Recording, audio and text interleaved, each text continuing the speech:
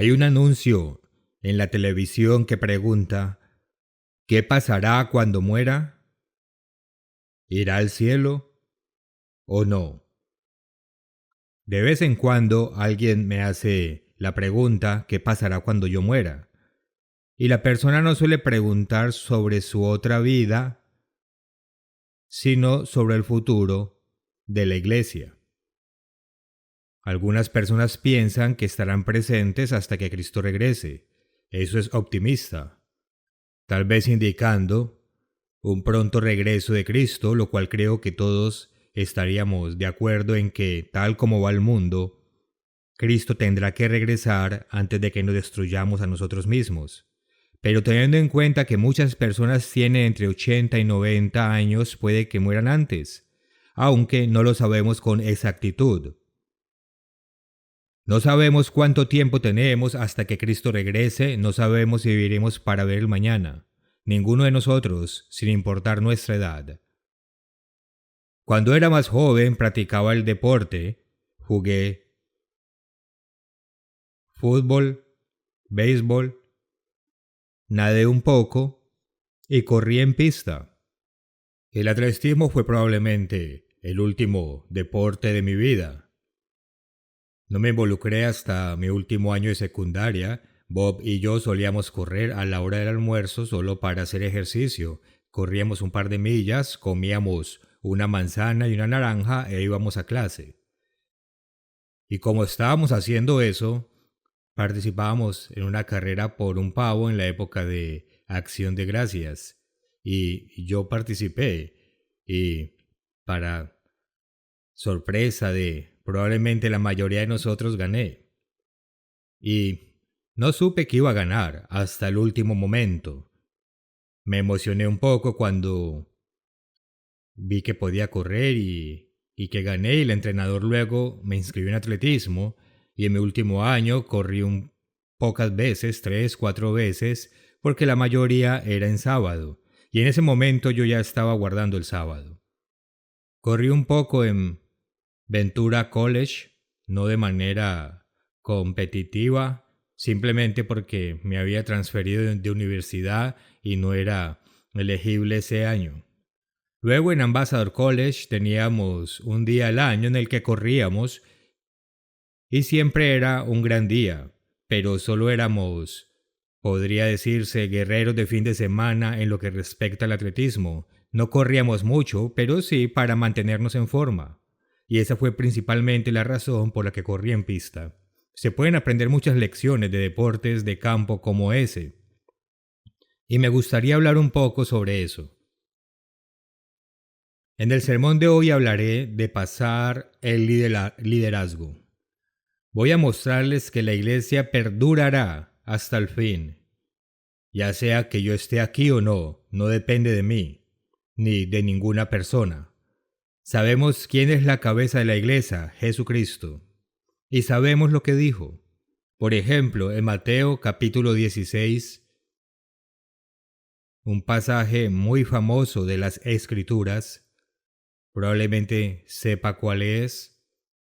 Mateo 16, versículo 17, dice: Entonces le respondió Jesús: Bienaventurado eres, Simón, hijo de Jonás, porque no te lo reveló carne ni sangre, sino mi Padre que está en los cielos. Y yo también te digo que tú eres Pedro. En otras palabras, tú eres una piedra pequeña, y sobre esta roca, una palabra muy diferente que significa una gran roca, refiriéndose a Cristo, edificaré mi iglesia y las puertas del Hades no prevalecerán contra ella. Está diciendo que las puertas de la tumba no prevalecerán contra su iglesia continuaría. Y así, 2000 años de historia y la Biblia misma muestran que la verdadera iglesia de Dios perdurará hasta el fin. También tenemos Apocalipsis, los capítulos 2 y 3, no iré allá, pero sabemos que existían 7 congregaciones de iglesias en Asia Menor, como la llamaríamos hoy. Y sabemos que hay muchas más iglesias, y cuando leemos esas descripciones de esas iglesias, entendemos por multitud de razones que representan la verdadera iglesia de Dios a través de los siglos. Y aunque los eruditos intentan conectarlos porque reconocen que hay algo más que simplemente 7 iglesias en ese momento, no pueden hacerlo porque están mirando el lugar equivocado, están mirando a las principales congregaciones o iglesias cristianas y simplemente no encajan. Pero nosotros entendemos que se está hablando de la pequeña iglesia que Cristo comenzó, no de la iglesia apóstata mayor, sino de la iglesia verdadera. Entonces sabemos que se trata de 7 etapas diferentes por las que pasaría la iglesia. Y sabemos que la era de Sardis, cuando la iglesia estaba agonizante, ciertamente creemos que esa es la iglesia en la era con la que el señor Armstrong entró en contacto. Y esa época tenía un hombre que estaba vivo pero estaba muriendo. Se llamaba Iglesia de Dios del Séptimo Día. Y llegó el señor Armstrong y la iglesia revivió durante bastante años. Pero luego, tras la muerte del señor Armstrong, sucedieron muchas cosas. Me gustaría leer Apocalipsis capítulo 12, parte de él, porque muestra que hay una iglesia hasta el fin de los tiempos. Y realmente comienza con la historia de la iglesia en el desierto, tal vez digamos con el Israel físico, y cómo Cristo nacería de ella, y cómo el diablo trataría de destruirlo, y cómo la verdadera iglesia entonces tendría que ir al desierto por 1260 años. Tenemos un folleto sobre el tema que lo titulamos La iglesia que no pudieron destruir, y espero que todos ustedes se tomen el tiempo para revisarlo. Si no lo ha leído durante algún tiempo, o si nunca lo ha leído, léalo. Sé que como ministro de campo aprendí con mucha profundidad que las personas tienden a ser coleccionistas más que lectores. La gente encarga literatura, piden los folletos y luego se dejan en una mesa de café luciendo bien, pero no siempre los leen. Y creo que lo mismo ocurre dentro de la iglesia misma, que a veces la gente piensa que sabe lo que dice y que no lo necesita. Pero hermanos, tómese el tiempo para revisar los folletos, ya que brindan información importante. La iglesia de Dios, a través de los siglos, pasa por las 7 etapas de la iglesia, como se enumera en Apocalipsis 2 y 3. Pero también vemos que la iglesia estaría en el desierto durante 1200 años, 1260. Y luego llegamos al versículo, comencemos en el versículo 9, donde dice: y fue lanzado fuera el gran dragón, la serpiente antigua que se llama Diablo y Satanás, el cual engaña al mundo entero. Fue arrojado a la tierra y sus ángeles fueron arrojados con él. Esto es después de los 1260 años. Esto está llegando a nuestros días. Y no creemos que haya sido lanzado todavía. No estoy seguro de que sepamos exactamente el día en que será lanzado. Vemos que el mundo va en una muy mala dirección, pero probablemente veremos algo aún más dramático. Fue arrojado a la tierra y sus ángeles fueron arrojados con él. Entonces oí una gran voz en el cielo que decía: ahora ha venido la salvación, el poder y el reino de nuestro Dios, y la autoridad de su Cristo, porque ha sido lanzado fuera el acusador de nuestros hermanos, el que los acusaba delante de nuestro Dios día y noche. Entonces, probablemente indicaría que cuando él sea lanzado, va a continuar con la acusación, no arriba en el cielo, sino que va a continuar con la acusación en esta tierra, un tiempo de persecución de la verdadera iglesia. Versículo 11. Y ellos le han vencido por medio de la sangre del Cordero y la palabra del testimonio de ellos, y menospreciaron sus vidas hasta la muerte. Viene un tiempo de persecución futura, incluso hasta la muerte. Por lo cual alegraos cielos y los que moráis en ellos, Y ay de los moradores de la tierra y del mar, porque el diablo ha descendido a vosotros con gran ira, sabiendo que tiene poco tiempo. El tiempo de la ira de Satanás son 2 años y medio, que llamamos tribulación. El día del Señor es 1 año después, 3 años y medio en total. Y cuando vio el dragón que había sido arrojado a la tierra, persiguió a la mujer que había dado a luz al hijo varón, la iglesia, y se le dieron a la mujer las 2 alas de la gran águila para que volase delante de la serpiente al desierto, a su lugar, donde es sustentada por un tiempo y tiempos y la mitad de un tiempo. Vemos que está esta mujer, la iglesia, estará hasta el final, hasta los últimos 3 años y medio antes del regreso de Cristo. Y la serpiente arrojó de su boca tras la mujer agua como un río, para que fuese arrastrada por el río. Pero la tierra ayudó a la mujer, pues la tierra abrió su boca y tragó el río que el dragón había echado de su boca. Esto no se refiere a un arrebatamiento al cielo. Se refiere a la verdadera iglesia que huye de la persecución a un lugar de la tierra, un lugar de refugio, como nos referimos a él. El agua como un río se refiere a un ejército persiguiendo a la mujer. No sabemos exactamente con seguridad si es agua literal o un ejército, pero va a intentar destruir a la mujer. Pero la tierra ayudó a la mujer, pues la tierra abrió su boca y tragó el río que el dragón había echado de su boca. Algo muy parecido al cruce del Mar Rojo, un poco diferente, pero parecido. Entonces el dragón se llenó de ira contra la mujer y se fue a hacer guerra contra el resto de la descendencia de ella, los que guardan los mandamientos de Dios y tienen el testimonio de Jesucristo.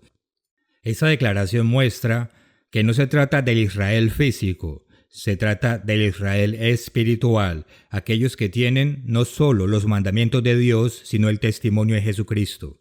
Entonces, los que tengan la actitud de Filadelfia van principalmente al lugar de refugio.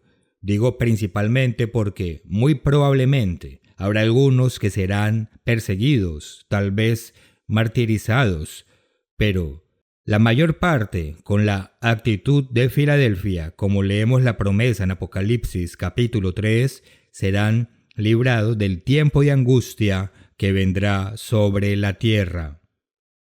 Pero también sabemos que Satanás arrojará sobre la era de la Odisea una gran tribulación, porque están satisfechos de sí mismos, son tibios y no están haciendo lo que Dios espera que hagan, y sin embargo guardan los mandamientos y tienen el testimonio de Jesucristo, y debido a que Cristo los ama, los castigará para obligarlos a tomar una decisión en un sentido u otro.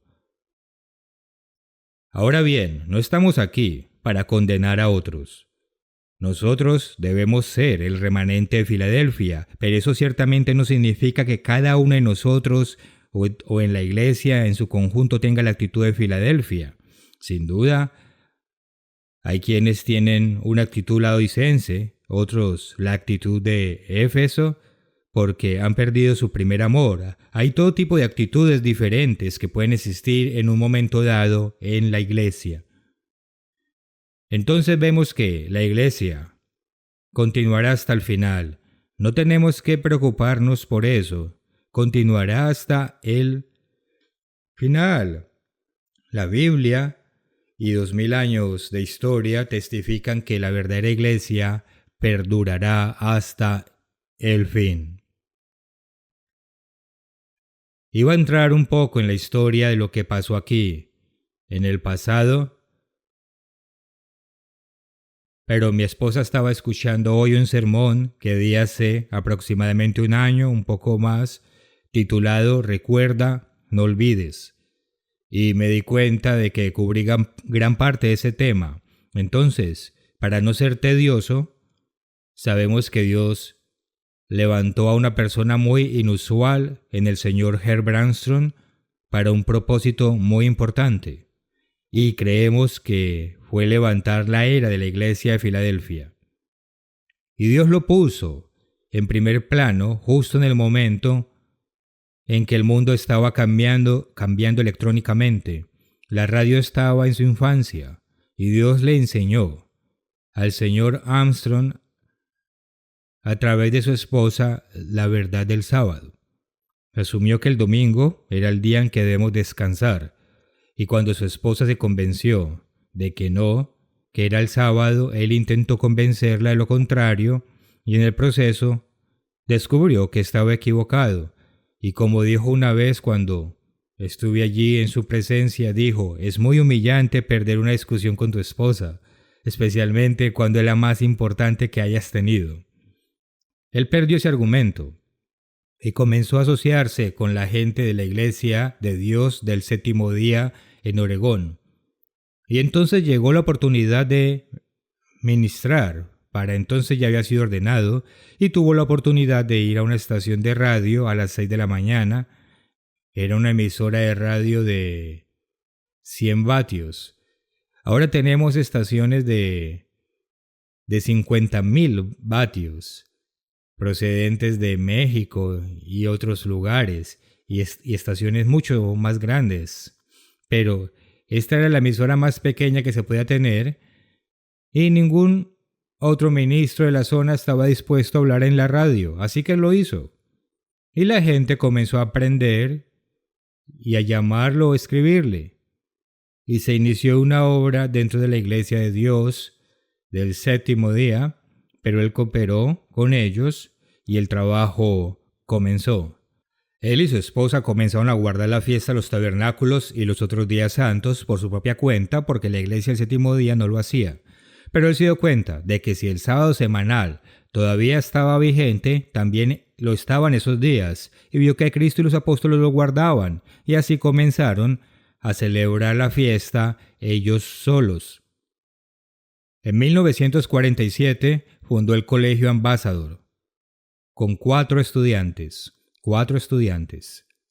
Tengo una fotografía en mi escritorio que me pasó el señor Stephen Elliott del Colegio Ambassador en 1950, varios años después, y tenían 20 estudiantes en ese momento. Nuestro programa de educación para la vida tiene 22, por lo que creemos que es pequeño. Pero incluso después de haber existido durante varios años, del 47 al 50, solo tenían 20 estudiantes, aunque era una universidad de 4 años, muy diferente a lo que tenemos nosotros ahora, pero vemos el deseo de capacitar a los más jóvenes para que comprendan las doctrinas de la Iglesia, para que tengan un poco más de educación formal, para enseñarles una forma de vida de forma especial, y eso es muy importante. La Iglesia comenzó a crecer después de que se inició el Colegio Ambassador, muy lentamente al principio, pero creció, y pasamos de un sitio de fiesta a 2 o 3 aquí en los Estados Unidos y en otras partes del mundo. Y en 1968, mientras estaba en el Colegio Ambassador, recuerdo que vinieron una noche y dijeron que iban a cambiar el nombre de la Iglesia de Dios Radial, porque así es como el señor Armstrong comenzó en la radio, a la Iglesia de Dios Universal, porque la iglesia en ese momento era mucho más mundial y la radio no era realmente una descripción adecuada. La década de 1970 fue una época difícil para la iglesia, tuvimos una serie de escándalos y problemas. Teníamos personas que intentaban llevar a la iglesia en una dirección diferente.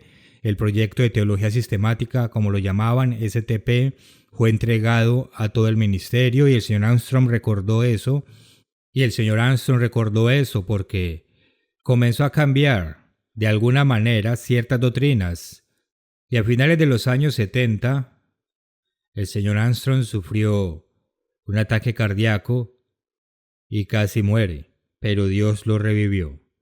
También tuvimos un intento de toma del control. En realidad fue más que un intento por parte del estado de California.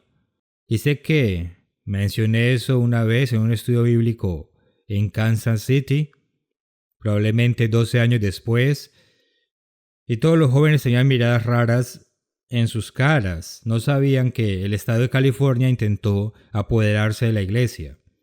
Finalmente fracasaron. El caso fue desestimado por los tribunales. El estado estaba sobrepasando sus límites. Y por supuesto las acusaciones eran falsas y ganamos ese caso. Recuerdo dónde estaba cuando me enteré. Acababa de regresar a casa después de quedar medio varado en una tormenta de nieve. Yo vivía en Michigan y estaba curando mis heridas después de 6 autos que tuvieron que ser empujados para que pudiéramos pasar, y casi se me congelan los dedos de los pies y de las manos. Así que estaba buscando un poco de simpatía cuando llegué a casa, pero mi esposo se había enterado de la adquisición y me estaba hablando de eso. O sea, que los dos teníamos mucho que contar a la vez. Y eso ocurrió a final de los años 70. Y luego Dios revivió al señor Armstrong y le dio 7 años más, del 79 al 86, para que la iglesia volviera a encaminarse.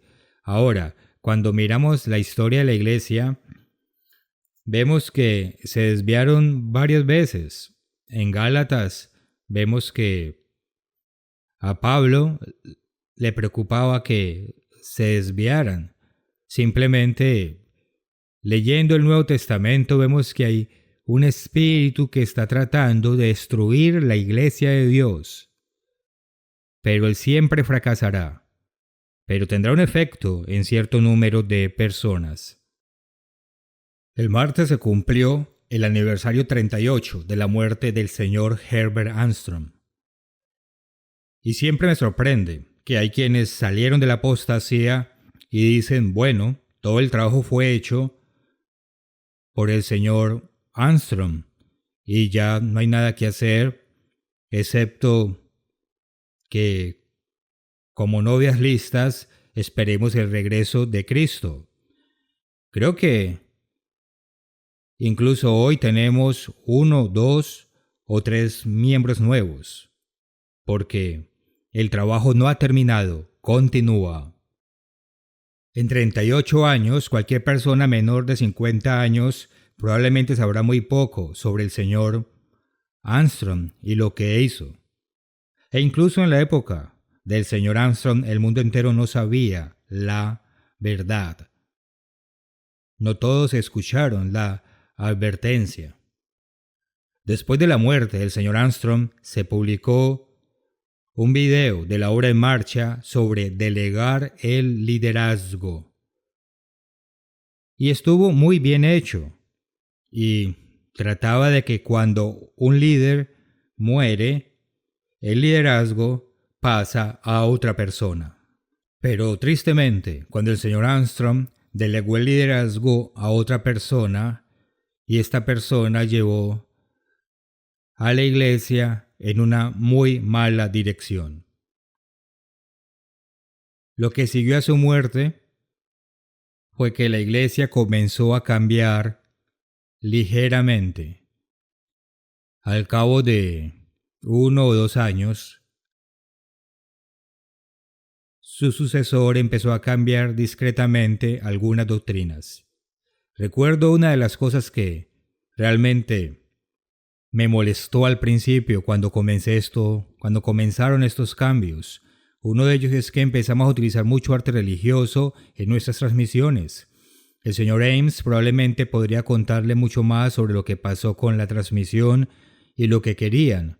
Querían cambios en la transmisión porque él era uno de los presentadores en ese momento, pero también comenzaron a restarle importancia a la sanidad, como escuchamos en el sermoncillo de acudir a Dios para nuestras necesidades como la sanidad, y le restaron importancia al efecto de los padecimientos de Cristo.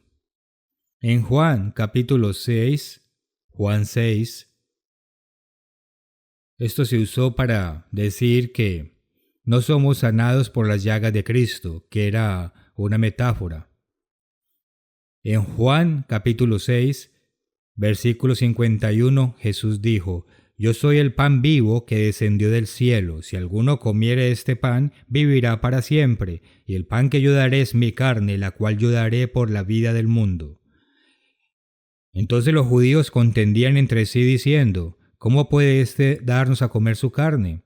Jesús les dijo, de cierto os digo, si no coméis la carne del Hijo del Hombre y bebéis su sangre, no tenéis vida en vosotros. Todo esto es absolutamente correcto y cierto, así lo creemos. Todo se reduce al servicio de la Pascua, del que leemos más adelante en las Escrituras, que comemos su carne simbolizada por el pan sin levadura, y bebemos su sangre simbolizada por el vino, la pequeña cantidad de vino que bebemos. El vino simboliza su sangre, el pan simboliza su carne. Pero cuando leemos esto, muestra que debemos comer la carne y beber la sangre simbólicamente, no lo hacemos literalmente, no somos caníbales, ¿ok? ¿A quiénes creen eso? Pero vemos que ambos son necesarios para la vida eterna. Cuando volvemos a Isaías 53, hay algo que se dice allí que estaba siendo minimizado o simplemente descuidado por completo. Isaías 53 es una profecía del Mesías. Versículo 1. ¿Quién ha creído a nuestro anuncio y a quién se ha manifestado el brazo del Eterno? Subirá cual renuevo delante de él y como raíz de tierra seca. No hay parecer en él ni hermosura. Le veremos más inatractivo para que le deseemos.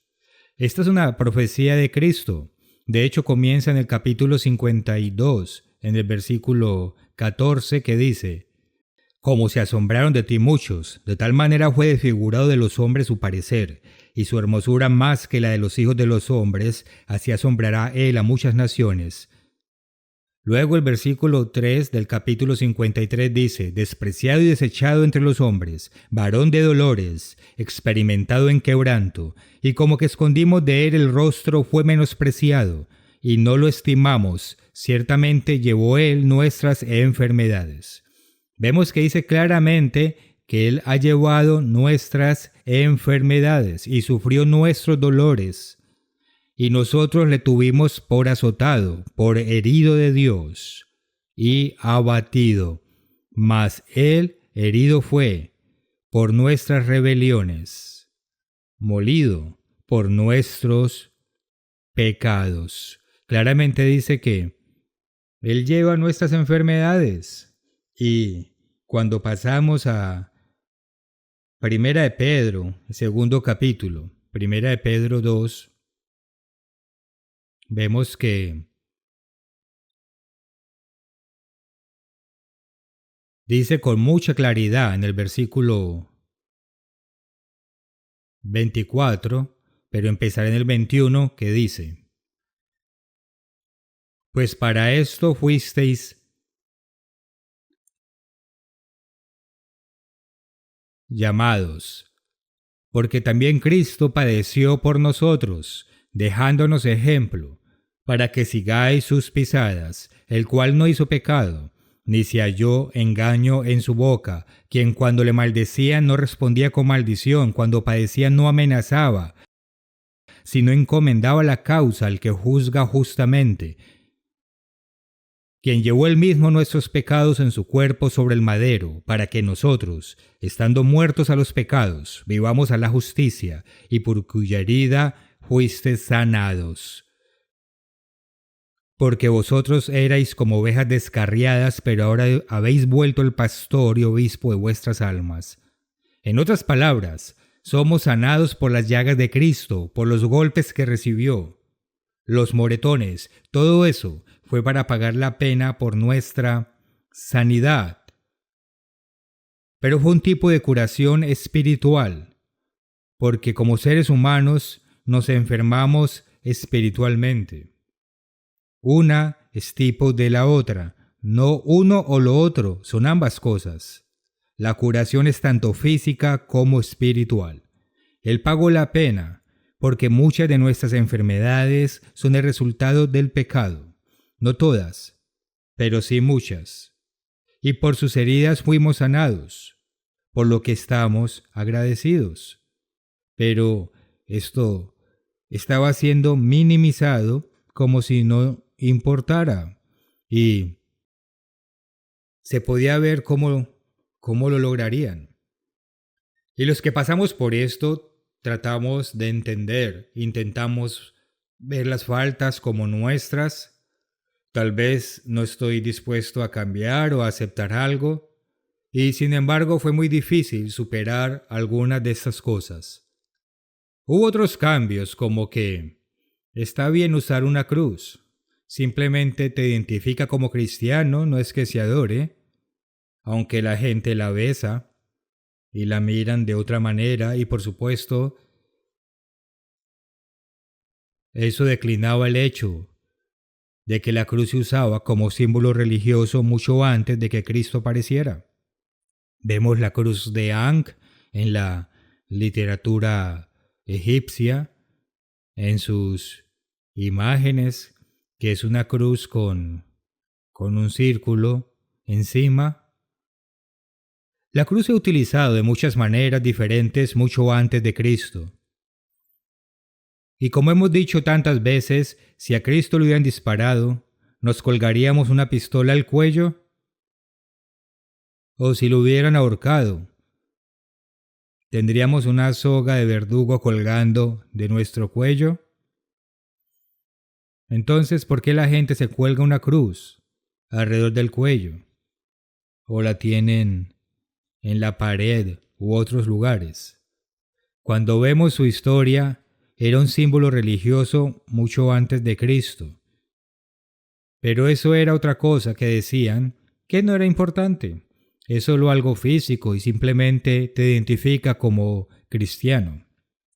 Otro cambio fue para la Pascua y la noche de guardar, que históricamente eran la misma noche. El Antiguo Testamento nos dice que la Pascua es el día 14 y Pan es el 15. Y aunque ha sido algo controvertido, no es realmente difícil de discernir. No voy a dar un sermón sobre ese tema ahora, pero fue un cambio al decir que la Pascua del Antiguo Testamento en el tiempo de Moisés fue la misma noche de guardar. Pero eso se explicó diciendo que bueno, es solo una cuestión histórica, no cambia lo que hacemos porque todavía guardamos la Pascua al comienzo del día 14.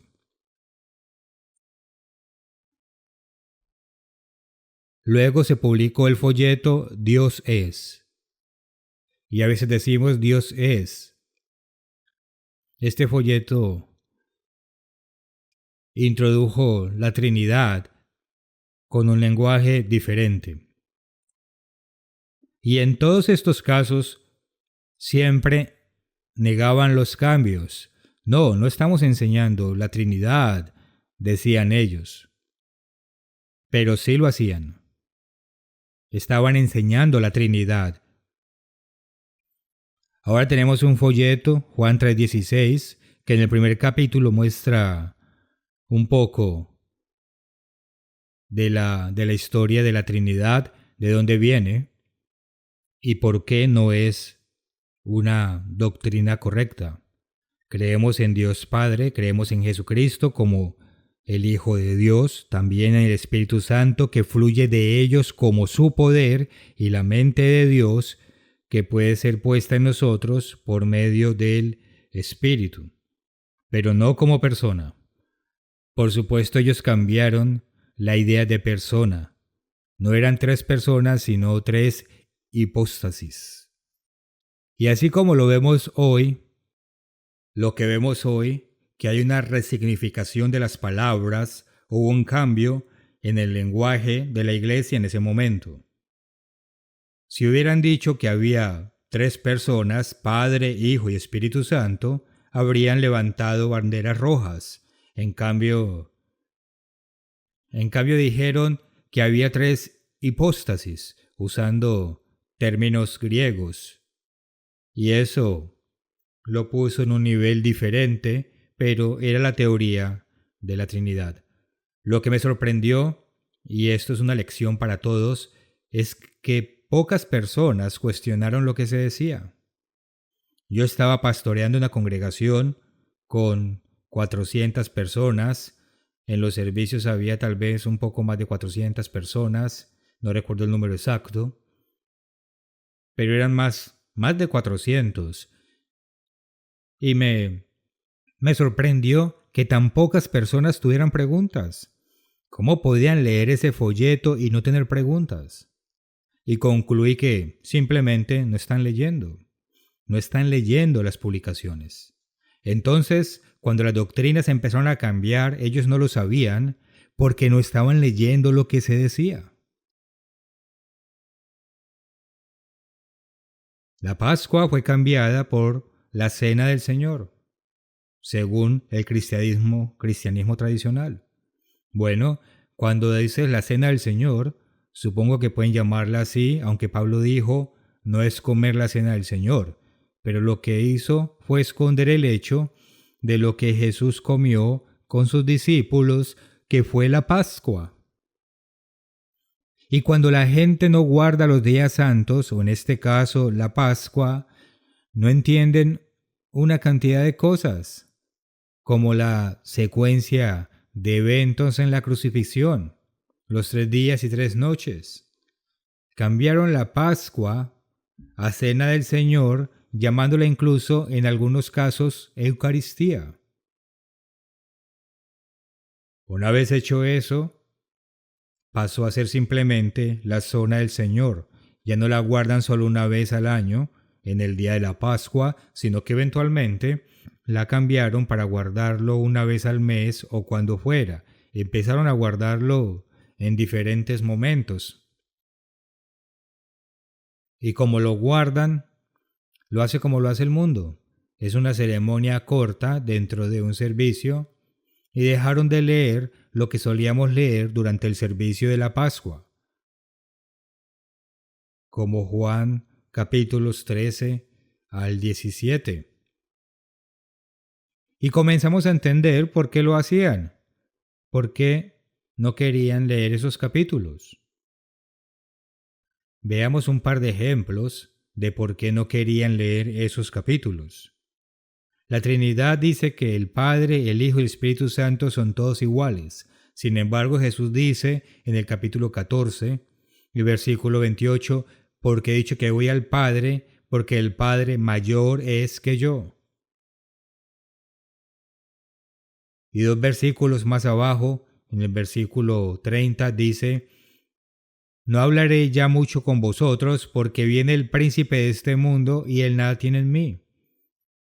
No estamos en el mundo de Dios en este momento. Dios tiene autoridad sobre todo, pero dejó a Satanás aquí abajo como gobernante de este mundo. Y 3 veces en el libro de Juan habla del gobernante de este mundo. Y no se refiere a Dios, sino a Satanás. Y en el capítulo 15, vamos allá, capítulo 15, versículo 18, dice, si el mundo os aborrece, sabed que a mí me ha aborrecido antes que a vosotros. Si fuerais del mundo, el mundo amaría lo suyo. Pero porque no sois del mundo, antes yo os elegí del mundo, por eso el mundo os aborrece. Pero el líder que asumió después del señor Armstrong dijo, no me gusta que me consideren una secta. Ahora, a veces la gente pregunta, ¿es usted de una secta? ¿Cómo respondemos?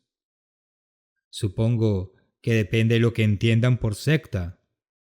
La verdadera pregunta es, ¿está enseñando lo que Cristo enseñó o está enseñando algo más? Porque es muy fácil demostrar que la corriente principal del cristianismo está enseñando doctrinas que provienen del paganismo y es muy fácil demostrarlo. Entonces no se trata de que si somos de una secta, sino de estamos en lo correcto, pero él prefirió estar equivocado a veces mal ante los ojos de las religiones del mundo. Leemos en el capítulo 17, en la oración que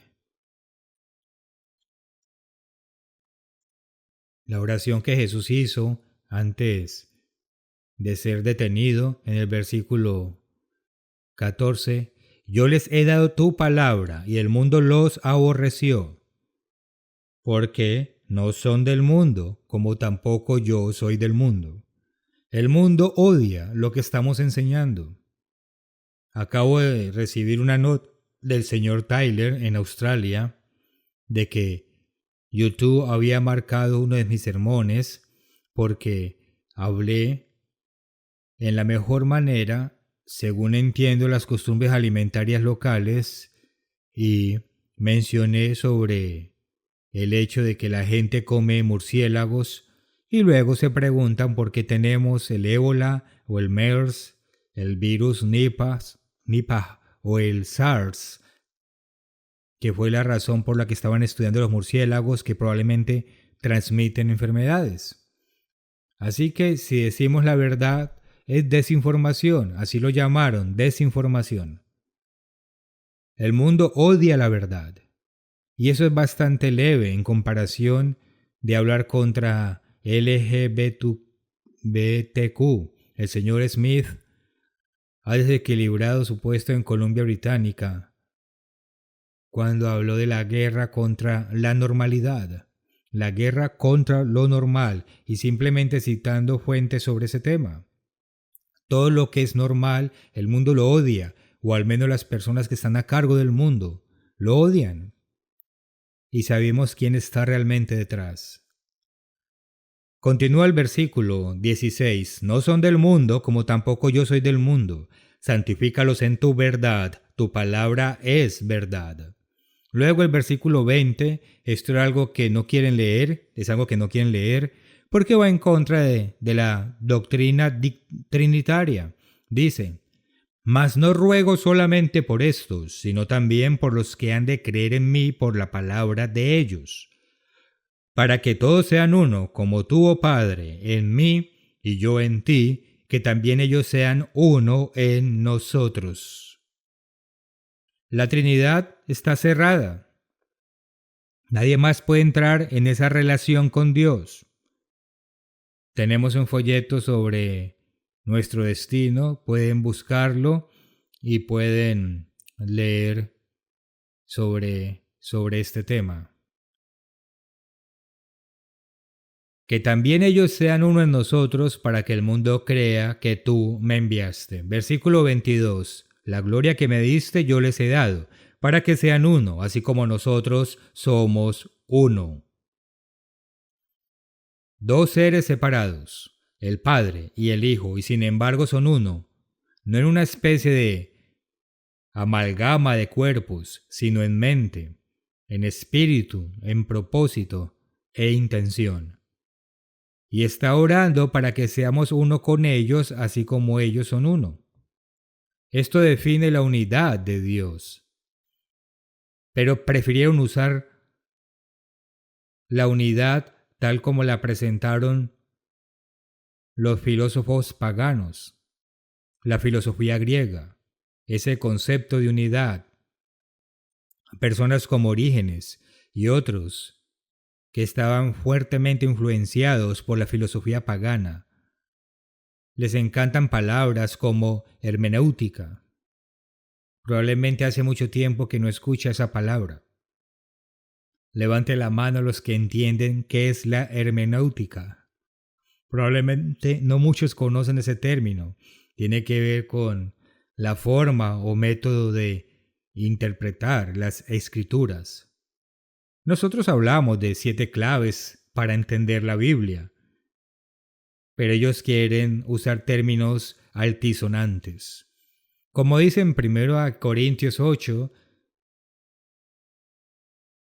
queda muy claro que hay cierta vanidad, porque algunos de estos hombres fueron a seminarios para obtener títulos superiores y regresaron diferentes. Siempre me gusta Jerry Clower cuando habla de este tipo que fue a la Universidad de Baylor, una escuela bautista, y dijo que cuando regresó ya no hablaba como él mismo. Tenía una forma diferente de hablar de las cosas. Pero aquí, en 1 Corintios 8:1, dice: en cuanto a lo sacrificado a los ídolos, sabemos que todos tenemos conocimiento. El conocimiento envanece, pero el amor edifica. El conocimiento envanece, y entonces, si usan palabras extrañas para la audiencia como hermenéutica o hipóstasis u otros términos religiosos, se sienten superiores y creen que todos los demás deben admirarlos porque saben lo que otros no saben. En 1 Corintios 3 se nos muestra lo que Dios piensa de toda esta sabiduría del mundo. 1 Corintios 3:19, porque la sabiduría de este mundo es insensatez para con Dios, pues escrito está: Él prende a los sabios en la astucia de ellos, y otra vez el Señor conoce los pensamientos de los sabios que son vanos. Así que ninguno se gloríe en los hombres, porque todo esto es vuestro. Y continúa desde ahí. Entonces hubo un gran énfasis en eso. Pero con cada cambio, siempre decían: no vamos a cambiar nada. ¿No les recuerda lo que escuchamos en las noticias? La economía está bien. Todo está bajo control. ¿Y cuántas otras cosas así no escuchamos hoy en nuestro mundo? Usan un lenguaje diferente a la realidad. Lo que se dice es diferente a lo que se hace. Desecharon las leyes de las carnes limpias e inmundas. Y luego, el 17 de diciembre, uno de los ministros se adelantó y dio un sermón que el líder de la iglesia en ese momento en Pasadena sintió que tenía que enderezar, y salió el día 17, y ese fue realmente el detonante que se escuchó en todo el mundo. Y luego se fue a Big Sandy, Texas, el 24 de diciembre de 1994 y dio un sermón en el que eliminó todo lo que siempre habíamos creído del antiguo pacto. Él no lo explicó todo en ese momento, pero iba en esa dirección. Y dijo que trabajar en sábado para mantener la familia estaba bien. Dio el ejemplo de cómo la iglesia había tenido que apoyar a alguien con $40,000 al año, el año anterior, porque perdió su trabajo durante el sábado. Como ministro puedo decirles que eso nunca hubiera sucedido. Por parte del ministerio, habría tenido que contar con un permiso especial de la sede. Se nos permitió brindar asistencia, de hecho teníamos chequeras, podíamos dar asistencia, pero eran $600 un mes y $1,000 en 2 meses o algo así. No recuerdo el tiempo exacto, pero era un periodo corto de tiempo. Pero como tantas cosas, la verdad siempre fue una casualidad.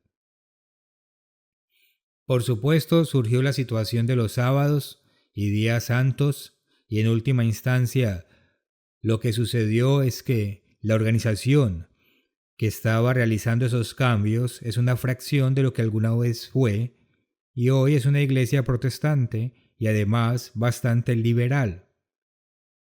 Ahora bien, ¿por qué es esto importante? Hablé un poco sobre esto en el sermón, recuerde, no olvide, pero ¿por qué es importante? Bueno, debemos conocer la historia, porque la historia tiene lecciones para nosotros, ya sea en nuestra nación o en la iglesia. ¿Ha notado cuántas veces en las Escrituras un siervo regresaba y repasaba la historia de lo sucedido? Por ejemplo, Deuteronomio 1 y todo el libro de Deuteronomio. En realidad es un repaso de lo sucedido. Y comienza en Deuteronomio 1:1. Estas son las palabras que habló Moisés a todo Israel a este lado del Jordán en el desierto, en el Arabá, frente al Mar Rojo, entre Parán. Versículo 2. 11 jornadas hay desde Horeb, camino del monte Seir. En otras palabras, fue un viaje de 11 días. Pero el siguiente versículo dice: aconteció en el año 40, en el mes 11 del primer día del mes, que habló Moisés a los hijos de Israel conforme a todo lo que el Eterno había mandado. Y luego comienza a repasar algo de la historia de la nación.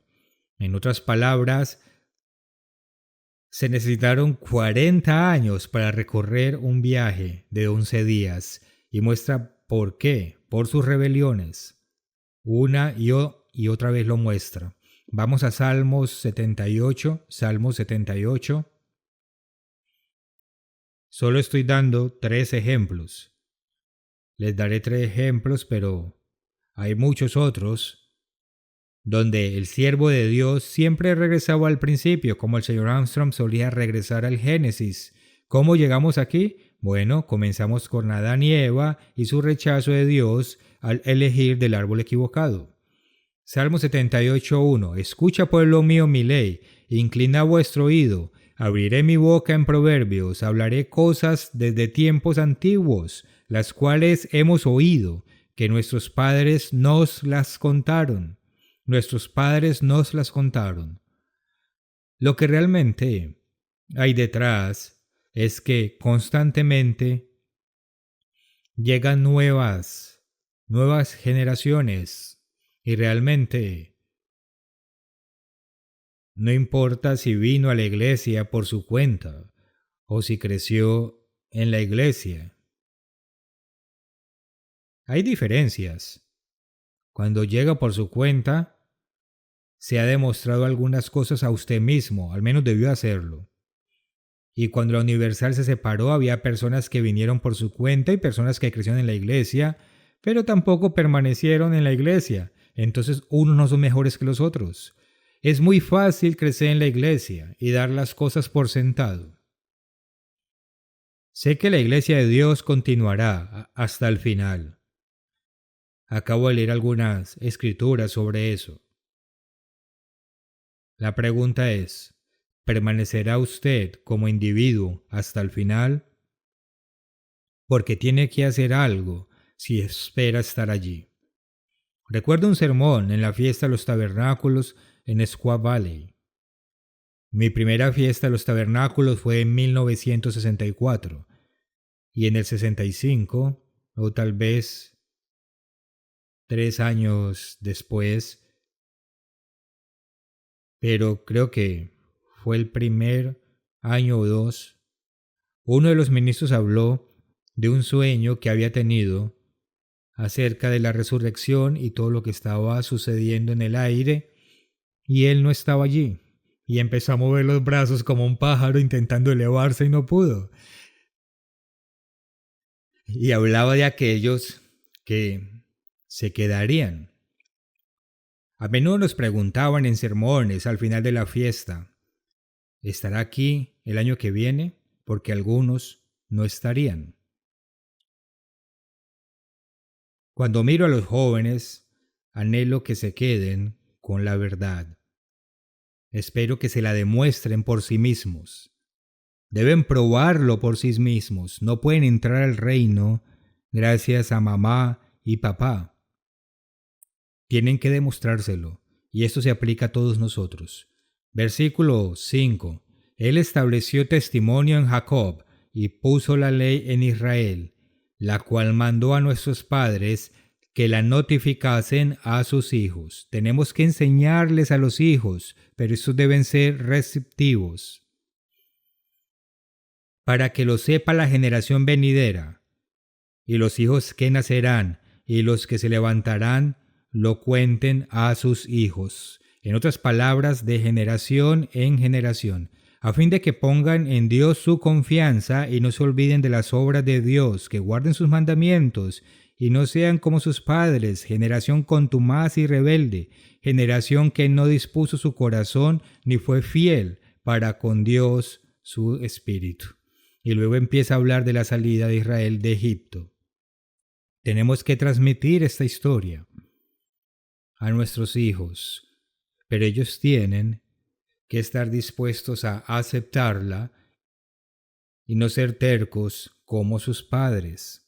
Pueden leer Hechos 7 por ustedes mismos y verán que esa es la defensa de Esteban antes de ser martirizado. ¿Y qué hizo? Regresó al principio y les contó la historia a aquellos israelitas testarudos. Esto es lo que ha sucedido a lo largo de la historia y ustedes han sido rebeldes como sus padres. Y no les gustó. Y entonces lo mataron. Hay otros ejemplos en los que la Biblia retrocede en el tiempo para mostrar la historia, para que la gente entienda de dónde vinimos y esté atento a los peligros que se avecinan. Ahora, no me malinterpreten, no estoy diciendo que la iglesia vaya a caer nuevamente en la apostasía. Por favor, no me malinterpreten. De hecho, hablaremos de eso más adelante. Pero es importante entender estas cosas. Hace unos años tuvimos un joven ministro que andaba por ahí diciéndole a la gente que el señor Weston iba a llevar a la iglesia en la dirección de Tecash, lo cual me pareció bastante gracioso. ¿Cuándo se me metió en la cabeza para saber lo que yo pienso? Y lo que lo hizo aún más divertido fue que ni siquiera era un adolescente cuando sucedieron todas esas cosas. Entonces, ¿qué lo convirtió en un experto? Bueno, era el comienzo de la pandemia y no sabíamos exactamente cómo iban a resultar las cosas. Había mucha incertidumbre sobre el desarrollo de la pandemia y la iglesia tomó decisiones. Respetar las instrucciones del gobierno. Si dicen que tenemos que usar mascarilla, lo haremos. Y hubo otras cosas que eran de naturaleza personal, pero cuando se trataba de cosas colectivas, seguimos las directrices.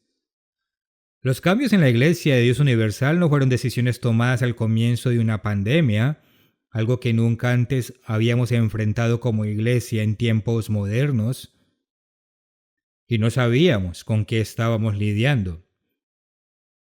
En la Universal fueron cambios doctrinales importantes e intencionales, y se vendían engañosamente, diciendo una cosa y queriendo decir otra. Esos cambios llevaron a la disolución de la Universal. Y el Dr. Meredith, en el año 1993 o a finales del 92, comenzó la Iglesia de Dios Global y luego se cambió a la Iglesia del Dios Viviente cuando algunas personas intentaron derrocarla y básicamente se autodestruyeron. El Dr. Meredith no esperaba que cuando muriera repitiéramos lo que pasó con la Iglesia Universal. Y yo tampoco.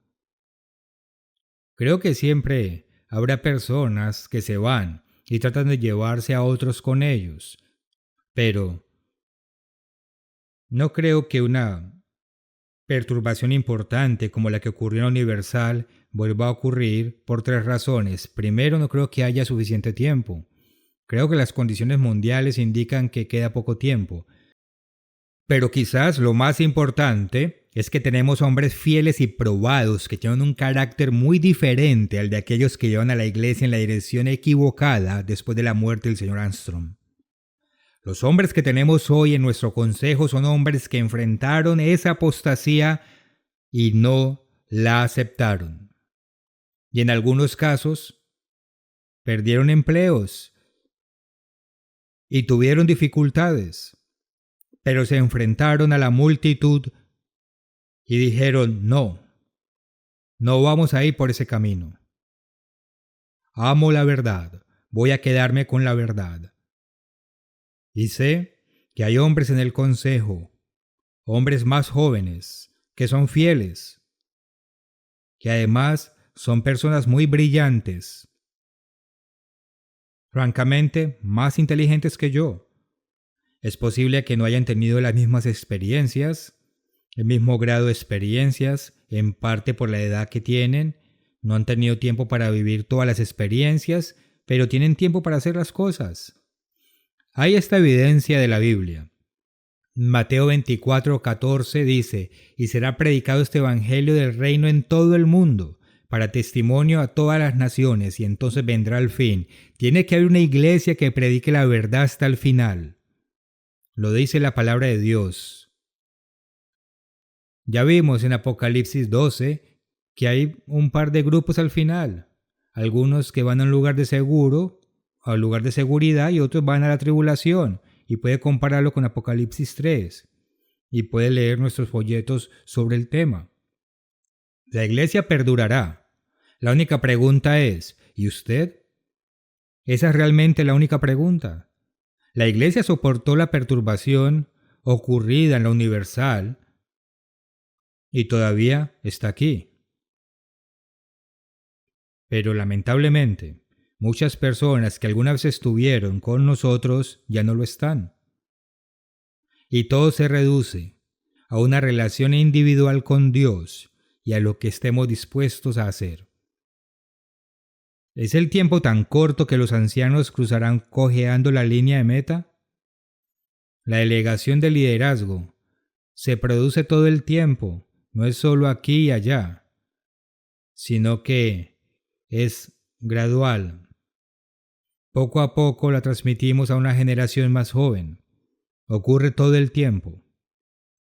Pero si hay que delegar a la generación más joven, significa que hay una generación digna de su vocación, porque la iglesia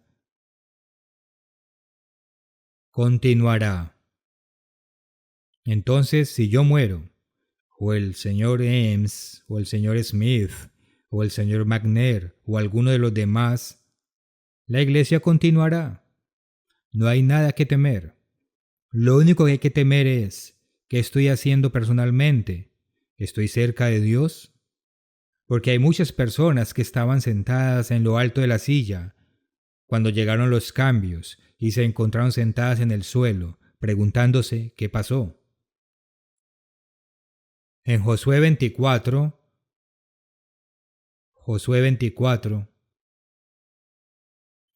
justo al final de la vida de Josué, él dice en el versículo 14, ahora pues temed al Eterno y servidle con integridad y en verdad, y quitad entre vosotros los dioses a los cuales sirvieron vuestros padres al otro lado del río y en Egipto, y servid al Eterno. Hoy podríamos decir que no tenemos dioses extranjeros. Bueno, lea el artículo del señor Smith o el video, no lo recuerdo bien. En todo caso, el título es Dioses viejos, dioses nuevos. Sí, ese es el título de su mensaje. Lo puede buscar. Es interesante. Nabucodonosor, cuando leemos el relato de Daniel sobre Nabucodonosor, vemos que le decían en la corte, solo los dioses pueden revelar, solo los dioses pueden revelar el sueño, pero ellos adoraban imágenes, sin embargo las veían como representaciones de sus dioses, al igual que el catolicismo y otras religiones. Dicen que no están adorando la imagen, sino que les recuerda a Dios. Es lo mismo en aquel entonces, de hecho eso se puede demostrar leyendo el libro de Daniel. Y hoy tenemos todo tipo de dioses.